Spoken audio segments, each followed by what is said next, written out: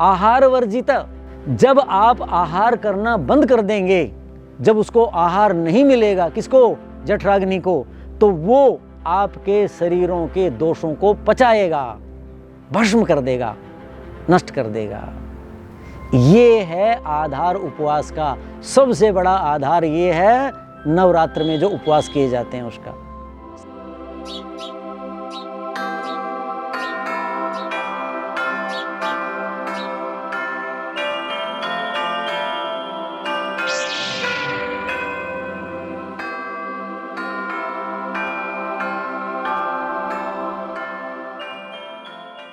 विकास जी, जो हमारा नवरात्र का चिंतन चल रहा है उसका ये तृतीय भाग माने। पर हमारे तो क्या, हम जैसे वेद की बात करते हैं, गाय की कहते हैं कि हमारी, ये नहीं कहना चाहिए। वैसे हम अन्याय करते हैं, छोटी बात है। गाय तो सबकी है। गावो विश्वस्य मात्रा, वेद तो कहता है ना, गाय तो विश्व की माता है। ऐसे ही वेद क्या है? पुराना ज्ञान है ना, तो उस मानव मात्र के लिए है। तो ये जो हमारी प्राचीन बातें थी, सब कुछ थी, वो मानव मात्र की थी। लेकिन हम आग्रही होकर के या उसके प्रति ज़्यादा आत्मीय भाव से, या उसमें हम ज़्यादा गुण देखते हैं, आदर भाव रखते हैं, इसलिए, या हमारे पूर्वजों ने उसको संभाल के रखा और वो यहीं थे और हम उनके पीढ़ियों में पैदा हो गए, तो उसको हम कहते हैं कि हमारा है, हमारा है। धन संपत्ति को सब कहते हैं हमारा, हमारा है। तो ये हमारी जो बौद्धिक संपदा है वैदिक परंपरा की, जो अलग अलग विधान हैं, ज्योतिष है, आयुर्वेद है जी, अध्यात्म है, ये जो पर्व मना रहे हैं हम, ये दिनचर्याएं हैं, ये इसलिए हम अपना कि इससे हम लाभ उठाते हैं और हम कहते हैं तो हमारी है, क्योंकि औरों में ये दिखाई नहीं देती। तो हम कहते हैं कि भाई हमारी है, तुम्हारे जीवन में तो है नहीं है। एक मैं और बात बता दूं, ये विषय चल ही रहा है तो मेरे ध्यान में आ गया, फिर भूल न जाएं। भारतीय लोग पिछले कुछ वर्षों से, जब अंग्रेज़ थे यहाँ, तब पहले भी गए आए हैं, देशांतरगमन, वो दूसरे देशों में रहते हैं। जैसे उत्तरी गोलार्ध में कहाँ रहते हैं? कनाडा वगैरह में, इंग्लैंड वगैरह में रहते हैं। और दक्षिणी गोलार्ध में फिजी में रहते हैं, सबसे उधर जा कर के। ऑस्ट्रेलिया में रहते हैं, कुछ न्यूजीलैंड में भी, ऑस्ट्रेलिया में बहुत हैं। उधर चले जाएं पश्चिम की तरफ तो दक्षिणी अमेरिका जो है उसमें Guyana, British Guyana, French Guiana वगैरह जो इनकी कॉलोनियाँ थी, वहाँ भी भारतीय लोग हैं। भूमध्यरेखीय प्रदेशों में वेस्ट इंडीज़ वगैरह जो है, वहाँ भी भारतीय लोग हैं। तो भारतीय लोग जो बाहर भारत में जब नवरात्र मना रहे हैं, वो उसी समय नवरात्र न मनाएं। ये क्या हो जाएगा? अज्ञान हो जाएगा, अज्ञान हो जाएगा। क्यों हो जाएगा? कि नवरात्र का जो आधार मैं जो मानता हूँ, जैसे मैंने पिछले व्याख्यानों में, अपने पहले व्याख्यान में बताया था, ये सूर्य जब भूमध्य रेखा पर होता है, दोनों समय, यानी सर्दी और गर्मी, दो चीज़ हम मानते हैं लोक व्यवहार में, उनका जो मिलन है, एक ऋतु जा रही है, दूसरी आ रही है, दूसरे समय में दूसरी जा रही है, पहले वाली जो पहले गई थी वो आ रही है, वो मिलन है उनका। वसंत ऋतु में कफ कुपित होता है और उस समय पित्त कुपित होता है। ये जो प्राकृतिक आधार है, इसके कारण ये नवरात्र मनाए जाते हैं। ये मेरा ज्योतिष और आयुर्वेद के आधार पर निष्कर्ष है। तो उन नागरिकों से या जिनके संबंधी, मित्र, परिजन जो इस व्याख्यान को सुने वो रहते हैं, तो यदि वो वहाँ मनाते हों तो वो वहाँ की ऋतुओं के अनुसार करें। चाहे वो नवरात्र न करें, सप्तरात्र करें, पंचरात्र करें, चाहे 5 रात्रि करें, क्योंकि उपवास जो करेगा उसको चंद्रिका का सेवन अवश्य ही करना चाहिए। ये हमारा इतिहास कहता है। कालिदास ने माता पार्वती के बारे में लिखा है कि वो चंद्रिका में बैठती थी और वो अपनी पारणा विधि, यानी जिस दिन उपवास समाप्त हुआ, व्रत समाप्त हुआ, उस दिन उसी का वो सेवन करती थी। लेकिन वो 11 और 12 तो बजने ही नहीं चाहिए, 11 साढ़े 11 के बाद उनको सो जाना चाहिए, जागे न। चंद्रिका का सेवन चाहे पूरे पक्ष, शुक्ल पक्ष में करें। लेकिन जो उपवास करता है, जिसने अपना पूरा अन्न पान आदि खाना छोड़ दिया है और शरीर को शुद्ध कर रहा है, तो उसको अपनी जो कोष्ठ हैं, यानी मल मूत्र मार्ग जिनसे शरीर की शुद्धि होती है, उनकी विकृतियां पहले दूर करेंगे। फिर उसके बाद अमाशय शुद्ध होगा। फिर उसके बाद और अंगों में जो आप फल आदि लेते हैं, जो जल ले रहे हैं, जल में भी क्या क्या चीज़ें ऋतु के अनुसार है। जैसे ये ऋतु है तो इसमें क्या करें, हल्की सी इलायची डाल लें या दालचीनी डाल लें या हल्की सी लौंग, क्योंकि इनमें कटुक रस होता है लेकिन कषाय होता है। तो ये क्या करेंगे, जो कफ है उसको शांत करेंगी और शरीर की शुद्धि बढ़िया करेंगी। जैसे जवारे बताए तो उसमें ज़्यादा, इसमें वसंत ऋतु में कम करेंगे। तो वो जो विदेशों में लोग रह रहे हैं वो अपने यहाँ की ऋतुएं देखें, वो नवरात्र करें, 10 करें, एकादश करें, पंचदश, 15 दिन ही करें, लेकिन वो उतने के बाद न करें। रात्रि को बैठें चंद्रिका में और करें, और पाठ करें, मौन जाप करें। फिर भी कोई नहीं बैठ पाता, मन नहीं लगता है, तो 2-3 परिवारजन पड़ोसी के साथ उनके साथ बैठो, लेकिन मधुर संगीत से आपकी शक्ति घर से न हो, क्षीण शक्ति है, और आपको वो जो शब्द है, वो जो स्वर हैं, वो भी मनुष्य को शक्ति देते हैं। और वो कर्कश हैं, वो रूक्ष हैं, ज़्यादा उत्तेजक हैं तो वो हानि करते हैं। तो यही पद्धति अपनाएं, लेकिन वो जिस भूखंड में हैं, जिस अक्षांश पर हैं, उसकी ऋतुएं देख करके करें, ये कहते हैं। अब मैं मेडिकल साइंस जो पुरानी है, आयुर्वेद क्या कहता है, जिनके आधार पर मैंने ये जो सारी बातें कही और इस तथ्य पर मैं पहुंचा हूं कि भाई ये दोनों अलग अलग क्यों हैं और इनमें क्या क्या लेना चाहिए, क्या क्या नहीं लेना चाहिए, ये क्यों आरंभ हुए होंगे। और आयुर्वेद के लोगों ने ही ये धर्मशास्त्रियों का सहारा लेकर के उनकी शरण में गए, जी ये लागू करो समाज में। ये जो मैंने अपनी धारणा बनाई है उसका मुझे ये आधार लगता है। देखिए क्या है, लिखते हैं आचार्य, आहारान पचती शिखी। शिखी अग्नि को कहते हैं, शिखा जिसकी लपटें। आहारान पचती, वो भोजन को, जो भी आपने, आहार का मतलब ठोस नहीं होता, जो हम इंटेक करते हैं जिससे शरीर का भरण पोषण होता है। शिखी पचती। अब देखो प्रसंग आ गया तो लंबा विषय न हो जाए।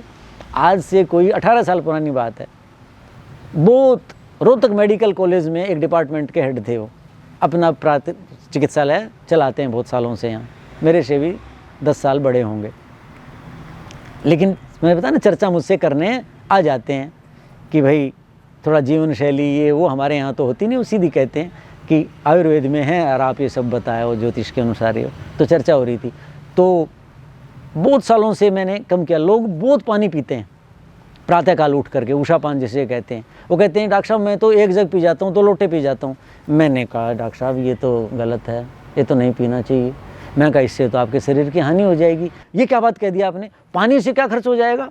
मैंने कहा जी पानी से शरीर की शक्ति खर्च होती है। बोले कैसे हो जाएगी। तो मैंने उन्हीं की भाषा में, मतलब सरल ही, मैंने कहा आप पानी पीते हैं तो कैसा होता है, वो जल का स्वभाव शीतल है ना, कि हाँ जी। फिर मैंने कहा उसके आधे घंटे बाद उसको छोड़ने जाना पड़ता है ना, कि हाँ। मैं कहा वो कैसा निकलता है, गर्म। मैंने कहा उसमें गर्मी कहाँ से आई। ओहो डॉक्टर साहब हमने तो कभी ध्यान ही नहीं दिया। तो मैंने कहा वो जो उस गर्मी आई, आपने 2 लोटा पिया, दोनों लोटा पानी, इतनी जल की आवश्यकता नहीं थी, बाहर गया 1 जग, वो शरीर की गर्मी बाहर गई ना। वो विकृत नहीं था वो गर्मी, वो शरीर की आवश्यकता थी। और सुनो, मैंने कहा जल में पोषक तत्व होते हैं ना, अलग अलग घटक होते हैं ना जल के, होते हैं कि नहीं उनमें, कि हाँ जी। उनको पचाने के लिए शरीर के पाचक रस खर्च होंगे कि नहीं होंगे। ओहो डॉक्टर साहब ध्यान नहीं दिया हमने, तो हम तो सोचते पानी है। मैंने कहा नहीं, जल में दूध की अपेक्षा कम पोषक तत्व हो सकते हैं, अन्य चीज़ों की अपेक्षा कम हो सकते हैं, लेकिन पोषक तत्व तो हैं। और उनको पचाने के लिए पाचक रस खर्च होंगे कि नहीं होंगे। उन पाचक रसों को बनाने वाले जो शरीर के संस्थान हैं, उनकी आयु निश्चित है, वो उतना ही पाचक रस बनाएंगे। ओहो डॉक्टर साहब, उन्होंने फिर वो कम किया। मैंने कहा ये शब्द कहना ही गलत है कि 1 लोटा पियो, 2 लोटा पियो, 1 गिलास, 2 गिलास। व्यक्ति की वात पित्त कफ की प्रकृति के अनुसार पीना है, 1 ऋतु के अनुसार पीना है, 2 गुनगुना पीना है, कैसा पीना है और किस ऋतु में कितना पीना है एक ही व्यक्ति को। तीसरी बात, शरीर की अवस्था जो मैंने बताई थी, बाल अवस्था, कुमार अवस्था, यौवन, प्रौढ़ी, वृद्धा, उसके अनुसार भी अलग अलग आवश्यकताएं। अब बूढ़े आदमी के में तो कुछ होते ही नहीं, सारी चीज़ें तो पूरी होगी। कितने पाचक रस बन रहे हैं, कितनी रोटी खाएंगे, इतनी, कितने मूंग की दाल खा लेंगे, ले लो जी, मेरा मन नहीं कर रहा। और जवान कब बनाओगे जी, रोज़ यही बनाते रहते हो, रोज़ राजमा छोला तो बना लिया करो, ऐसा कहते ना। और वृद्ध क्या कहेंगे, अरे बेटे थोड़ी सी मूंग की दाल खा लेने दिया करो मेरे लिए बनाइए। बेटे अब दो दो क्या बनाते, क्यों, दोनों की आवश्यकताएं अलग हैं। तो ऐसे ही जल की आवश्यकता भी अलग है। तो ये सारी चीज़ें देखनी है, अलग अलग उपवास करते समय सब कुछ करते हैं। तो ये जो पाचन का मतलब जो भी हम अंदर लेते हैं उसका पाचन होता है।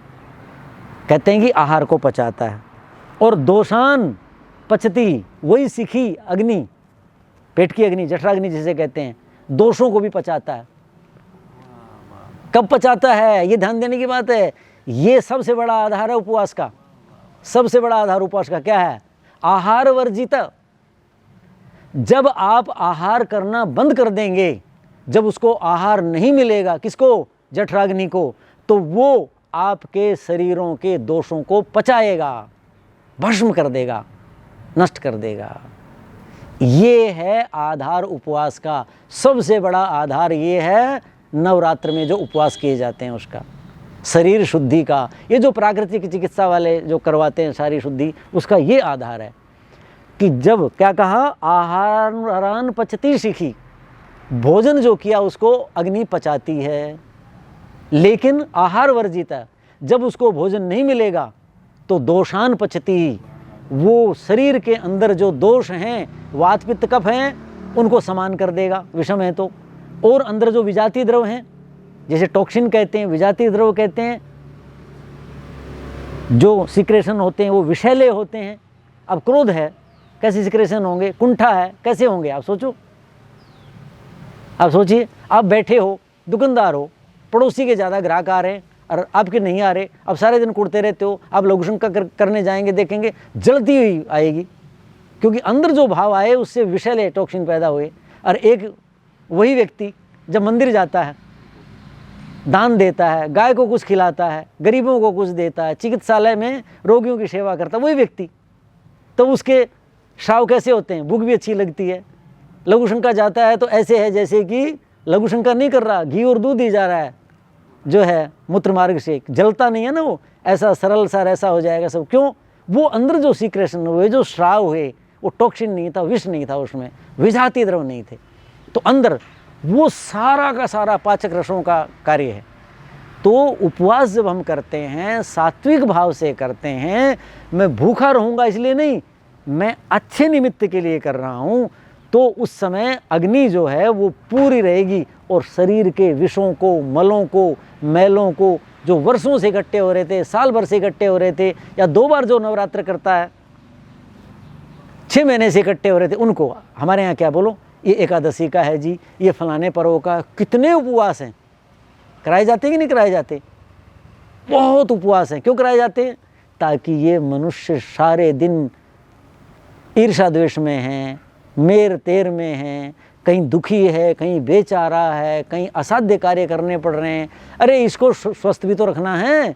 तो आयुर्वेद के आचार्यों ने मंदिर वालों को प्रणाम किया कि पुजारी जी करवाओ इनका कल्याण, और फिर ये उपवास परंपरा शुरू करवा दी। कितने व्रत उपवास हैं, और उन उपवासों में अलग अलग चीज़ जोड़ी हुई है। क्यों जोड़ी हुई है, ऋतु के अनुसार जोड़ी है, कौन बताएगा, धर्माचार्य को तो ध्यान ही नहीं आयुर्वेद का, उसको आयुर्वेद का आचार्य बताता है कि इनको ये बताना, ये खाना है, ये नहीं खाना है, ऐसे खाना है, इतने बजे खाना है, ऐसे ऐसे स्नान करना है, इतनी देर तक पूजा करनी है, ये तिलक लगाना है, ऐसे कपड़े पहनने, ये सब मेडिकल साइंस का काम है।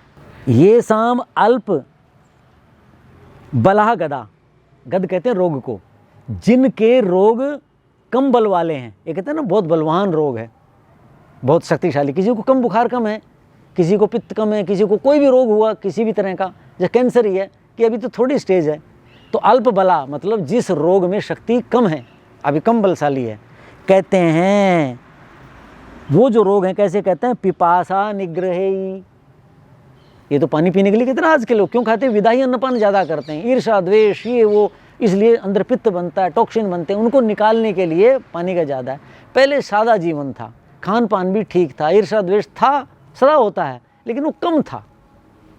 तो पानी का ज़्यादा विधान नहीं था, अब पानी इसलिए ज़्यादा कहा जाता है। कहते हैं पिपासा निग्रह, प्यास का भी निग्रह करो, अन्न का तो करना ही है, उससे भी कहते हैं, कहते उपवासई तान जयेत, क्या लिखा, पिपासा निग्रही उपवासई, जिनके रोग कम बलशाली हैं वो उन रोगों को जीते। कैसे जीते, पिपासा निग्रही, जल को वश में करो, मतलब क्या है, कम लेना है, यही लेना। जैसे मैंने बताया ना कि भाई इस ऋतु में, वसंत ऋतु वाले नवरात्र में हल्की सी दालचीनी डाल दो जल में जब उबालते हैं, हल्की सी, जिनको कफ ज़्यादा है वो बड़ी इलायची डाल दें, जिनको कफ कम है वो छोटी इलायची डाल दें, और जिनको बहुत ज़्यादा थोड़ी लौंग डाल दें। लौंग गर्म नहीं होती, लौंग ठंडी होती है, ठीक है कि नहीं, लेकिन कटुक रस है तो वो कफ को काटेगी और सफाई करेगी। और वो जल आप उबला हुआ लें, अर्थात जितनी जिह्वा मांगती है, शरीर के अंग जल मांग रहे हैं, उनको कितना देना है, कैसे देना है, वैद्य जी ने कैसे बताया था, आचार्य जी ने कैसे बताया था, वैसे ही लूँगा, वो निग्रह करना। और उपवास ही, और उपवास से ऐसे बल रोगों को जीते, ऐसा आयुर्वेद का ये चरक का सूत्र है, चरक कहते हैं। अब ये देखो, उपवास और पिपासा निग्रह, जैन परंपरा में जल का बहुत ज़्यादा निग्रह है, बहुत ज़्यादा, हमारे उपवासों में कम है। तो ये सारी चीज़ें यहीं से सब तरफ फैली हैं, किसी ने कोई चीज़ ज़्यादा पकड़ ली, किसी ने कोई चीज़ ज़्यादा पकड़ ली। अब आगे करते हैं, अमाशय और पक्वाशय, दो बड़ी चीज़ें हैं। ये जो ऋतु है, कफ, कफ जो है उसका वो कहाँ रहता है, अमाशय में ज़्यादा रहता है। तो इस ऋतु में वमन आदि नहीं कारयेत, चरक लिखते हैं कि वमन कराओ। व्याकरण जैसा विषय, अब वो तो आयुर्वेद का विषय नहीं है, लेकिन व्याकरण का आचार्य भी व्याकरण समझा रहा है। चतुर्थी विभक्ति कैसे आए, तो कहते हैं लंघनम ज्वरनाशाय। बोलो उदाहरण क्या दिया जाता है, लंघनम ज्वरनाशाय, नहीं तो और कोई भी उदाहरण दे देते। आयुर्वेद का आचार्य भी स्वास्थ्य की बात करता है कि किसी को ज्वर आ गया तो उसको लंघन करा दो। तो मैंने बताया ज्वर क्यों आता है, ज़्यादातर कफ और पित्त के प्रकोप से आता है। तो लंघन करोगे तो क्या होगा, जो विषम हो गया है कफ या पित्त वो सम हो जाएगा, और इनके कारण जो अन्य आगे की धातु हैं, रस, रक्त, मांस, मेद आदि जो धातुएं, उनमें जो विकार आ गया, लंघन से क्या होगा, अभी बताया कि उपवास से क्या होता है, आहारान वर्जिता सिखी, भोजन जब नहीं मिलेगा अग्नि को खाद्य, तो वो दोषों को खा जाएगा। हमारे शरीर में अंदर जो विकार हैं, विजातीय द्रव हैं, उन सब को वो खा जाता है। तो ये भी कहा कि भाई ज्वर नाश के लिए क्या करो, व्याकरण के आचार्य समझा रहे हैं, समझा व्याकरण रहे हैं कि ये चतुर्थी विभक्ति है, लेकिन उसके साथ आयुर्वेद का जीवन यात्रा का भी उपदेश दे रहे हैं। ये वाग्भट्ट कहते हैं अष्टांग संग्रह में, क्या कहते हैं, अमाशय में स्थित जो आम, आम किसे कहते हैं, जो हम भोजन कर रहे हैं और उसके बाद जो रस बनता है यहाँ, तो कच्चा रस है जिसका अभी विपाक नहीं हुआ है भोजन के बाद, उसको आम कहते हैं। तो कहते हैं अमाशय में दोष हो जाता है, जैसे ना बार बार खा लेना, भूख न लगी तब भी खा लेना, बिना ऋतु के खा लेना, रात को 10-11 बजे खा लेना, सवेरे अभी शुद्धि सब कुछ नहीं हुई है, चाय पी ली, जा रहे हैं पहले ही खा लिया, भूख नहीं लगी है, यात्रा पे कुछ भी, उसके कारण दोष हो जाते हैं इसमें। तो कहते हैं अमाशय में जो दोष है, कहते हैं वो दोष ज्वरम विदधाति, बुखार कर देता है। जैसे आज मैंने बताया, ये जो बुखार हो रहा है इस ऋतु में होगा, अभी 20 अप्रैल तक ज़्यादा होंगे, जब लू चलने लग जाएंगी, पसीना निकल जाएगा ना, तो उस समय ये बुखार नहीं होंगे। फरवरी से 20 अप्रैल तक और मार्च में बहुत बुखार होंगे लोगों को, सितंबर अक्टूबर वाले नहीं होंगे, लेकिन उससे कम होंगे और ऋतुओं से ज़्यादा होंगे। ये किसके, कफ के कारण होंगे। तो अमाशय में कफ संचित हो जाता है, पाचन शक्ति होती नहीं, खा उतना ही रहे हैं, एक ही खाई है, माँ भी कहेगी अरे तो 3 खाता था, सर्दी में तो 5 खाता था, ज़बरदस्ती खिला रहे हैं, गरिष्ठ चीज़ें खा रहे हैं, तो आपका कुपित हो जाएगा। तो कहता है कि उससे ज्वर पैदा हो जाता है अमाशय में, ऐसा होने से। तो इसलिए व्यक्ति उस दोष को दूर करने के लिए लंघनम कुर्वीत, लंघन करे। मतलब क्या हुआ, वही पहली बात सिद्धांत वाली कि आप लंघन करेंगे, लंघन का मतलब लांघना, यानी आप भोजन को लांघ जाइए, भोजन मत कीजिए, तो वो लंघन करो। लंघन करोगे तो क्या होगा, जठराग्नि को भोजन नहीं मिला। नहीं मिला तो क्या होगा, जो अमाशय में दोष था उसको पेट की अग्नि खा जाएगी। ये सिद्धांत है इसके पीछे। अब देखो, लंघन क्षपिते दोषे, जब लंघन कर दिया, दोष हट गए, तो फिर क्या होगा, बिस्तर में पड़े रहेंगे क्या? बिस्तर में तो बुखार के कारण पड़े थे, लंघन किया, दोष चला गया, तो बुखार क्या है कि मैं नहीं जाता, बुखार तो उसी के साथ था, तो चला गया। तो कहते लंघन क्षपिते दोषे, लंघन करने से दोष क्षपित हो गया, नष्ट कर दिया, तो क्या हो जाएगा, दीप्तो अग्नौ, अग्नि बढ़ गई। मैंने बताया था ना, इस ऋतु में कफ, वर्षा सितंबर अक्टूबर में शरद ऋतु में पित्त अग्नि को मंद कर देता है, इस समय मंद कर देता है। तो जब लंघन कर लिया, दोष समाप्त हो गए, कफ हट गया, ऐसे मारा किस पे, अंगारे पे, तो राख उड़ गई, तो क्या आएगी, अग्नि दिखेगी कि नहीं, उसका ताप मिल गया। तो ऐसे ही कहते हैं कि जब लंघन करने से दोष चला गया, कफ शांत हो गया, पित्त शांत हो गया, अग्नि दीप्त हो गई।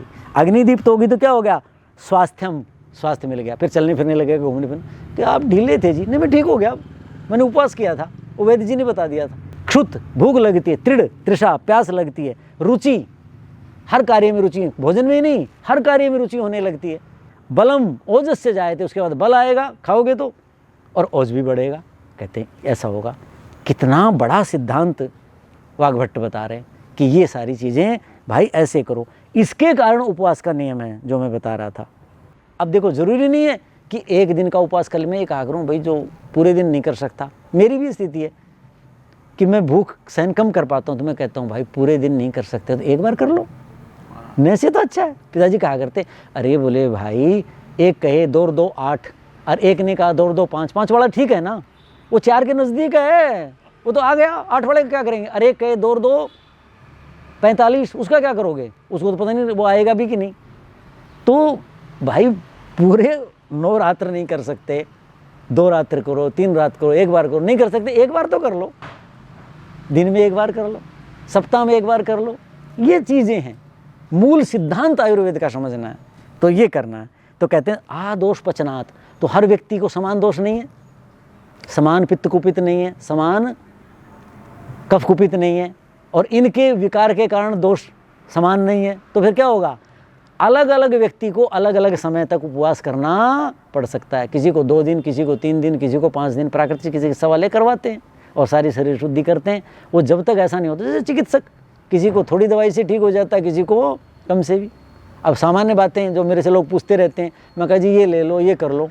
कोई तो जल्दी हो जाता है, गुरुजी इससे कम असर हो, मैं कहा चलो आप ये बढ़ा देता हूँ, आपको ये कर लो, आप ये कर लो।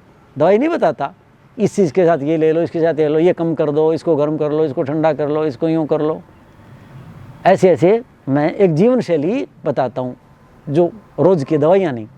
तो कहने का मतलब है कि व्यक्ति का जो दोष है, तो कहा लगा आदोष पचनात्, जब तक दोष पच न जाएं तब तक उपवास करवाओ।